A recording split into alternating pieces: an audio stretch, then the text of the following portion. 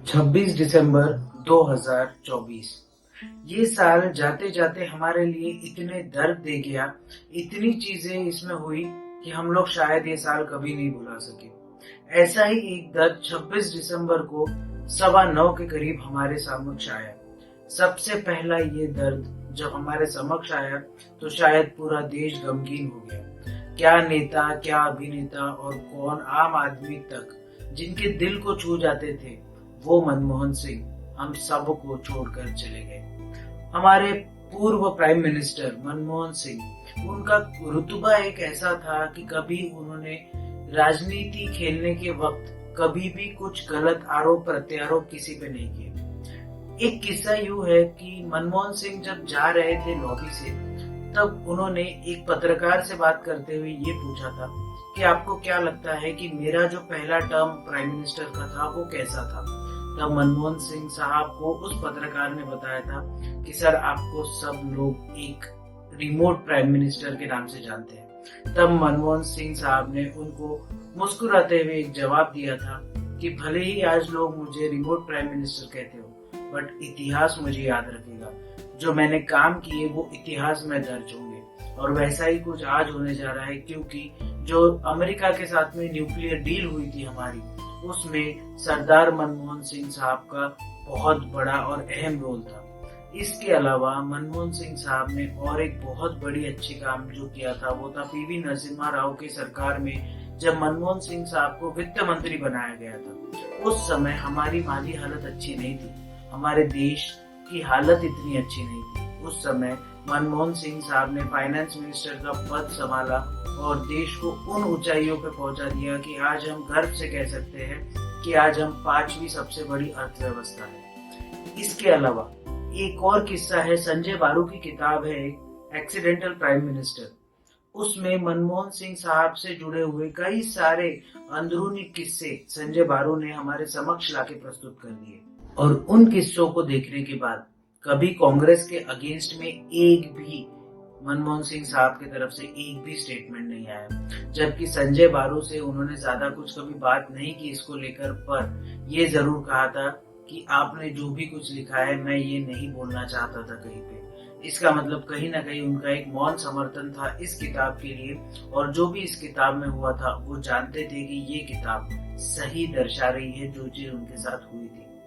कांग्रेस में उनको भले ही वो रिस्पेक्ट ना मिली हो, क्योंकि हमको आज भी याद है कि किस तरीके से सरदार मनमोहन सिंह साहब ने एक ऑर्डिनेंस जारी किया था और वो भरी सभा में किसी ने फाड़ दिया था। वो राजनेता का नाम लेना मैं जरूरी नहीं समझता, क्योंकि ऐसे बिहेवियर हमारे पॉलिटिक्स में कोई जगह नहीं रखते। पर सरदार मनमोहन सिंह साहब का जो कद था उसके बाद और ऊंचा होता चला गया। भले वो 2014 का इलेक्शन नरेंद्र मोदी की लहर में हार गए हो, पर उसके बावजूद नरेंद्र मोदी खुद उनका आशीर्वाद लेने पहुंचे थे। ये दर्शाता है किस तरीके के व्यक्ति के धनी थे सरदार मनमोहन सिंह। सरदार मनमोहन सिंह को बहुत दिनों से चेस्ट पेन और बहुत सी तकलीफें हो रही थी। एम्स उनका आना जाना लगा ही रहता था, पर 92 साल की उम्र में वो हम सबको मौन कर कर चले गए। 92 साल की उम्र में जब सरदार मनमोहन सिंह एम्स हॉस्पिटल गए, सबको यही लग रहा था कि हमेशा की तरह रूटीन चेकअप करके सरदार साहब वापस आ जाएंगे, बट नियति को कुछ और ही मंजूर था और नहीं रहे हमारे बीच।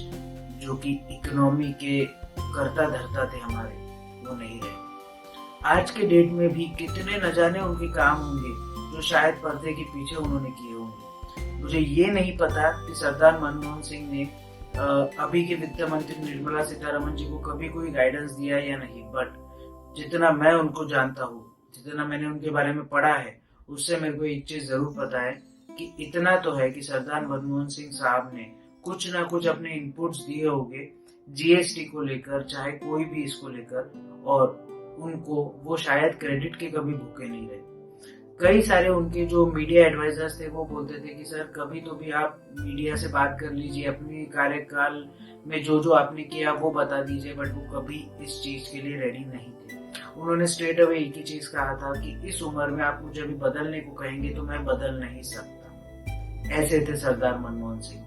कभी किसी क्रेडिट लेने की होड़ में नहीं, कभी किसी के बीच में पड़ते नहीं थे, अपना काम करते थे। यहाँ तक कि जिस तरीके से, मैं शायद अगर बहुत बड़ी बात बोल दूं तो वो गलत होगा, पर लाल बहादुर शास्त्री जिस तरीके के प्रधानमंत्री थे, उसी तरीके के प्रधानमंत्री सरदार मनमोहन सिंह हमारे बीच में रहे हैं। क्योंकि आज हम लोग वो चले गए हैं तो शायद हमको उनकी कमी बहुत ज्यादा महसूस हो रही है, पर अब तक जब भी वो थे तो टीका टिप्पणी, आरोप प्रत्यारोप, बहुत सी चीजें उन पर होती थी, बहुत से गंदे मीम्स बनते थे। पर आज जब वो हमारे बीच नहीं है तो आज हमें लगता है कि कोई तो भी हमारे देश के लिए जो साया है वो छूट गया है। जो हमारे देश का एक बैकबोन था वो कहीं ना कहीं नहीं रहा। ऐसा ही खालीपन देश ने महसूस किया था जब अटल बिहारी वाजपेयी गए थे, और आज वैसा ही खालीपन सरदार मनमोहन सिंह हमारे बीच छोड़कर चले गए।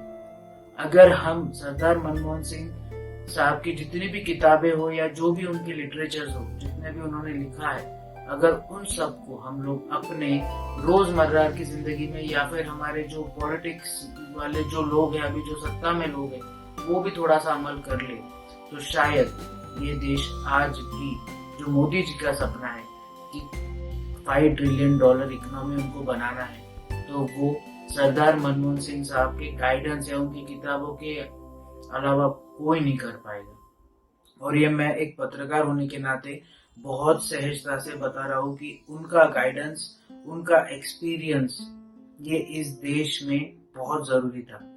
शायद अब तक लिया हो या नहीं लिया हो वो मुझे पता नहीं, पर अगर अभी तक नहीं लिया तो उन्होंने जो भी कुछ लिख के गए होंगे उस पर अमल करना चाहिए, उसको इम्प्लीमेंट करना चाहिए, और किसी तरीके से उनको सच्चा ट्रिब्यूट तभी दिया जाएगा जब ये चीज, वो देश के लिए जो उन्होंने सपने देखे थे वो सपने साकार हो सकते हैं।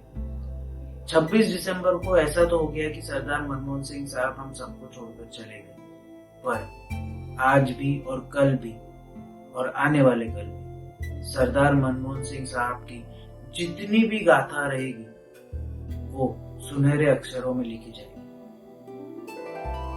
जय हिंद।